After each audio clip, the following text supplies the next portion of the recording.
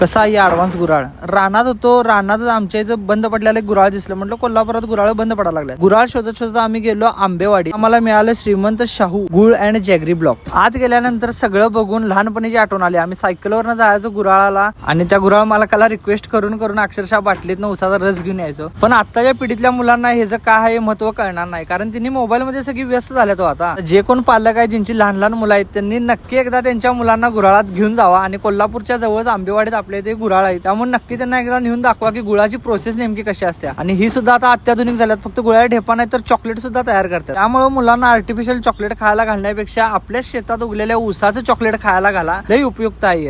आणि यांच्या इथं असे अनेक प्रोडक्ट आहेत, त्यामध्ये 1 किलो पासून ते पावशेर पर्यंत तुम्हाला गुळाची ढेप मिळते. प्लस मोदक मध्ये पण अवेलेबल आहे. त्यानंतर हे एवढे चॉकलेटचे प्रोडक्ट आहेत, प्लस त्यात बडीशेप फ्लेवर सुद्धा आणि पावडर मध्ये सुद्धा अवेलेबल आहे. त्यामुळे नक्की एकदा भेट द्या आणि जाता आपल्या पेजला फॉलो करा.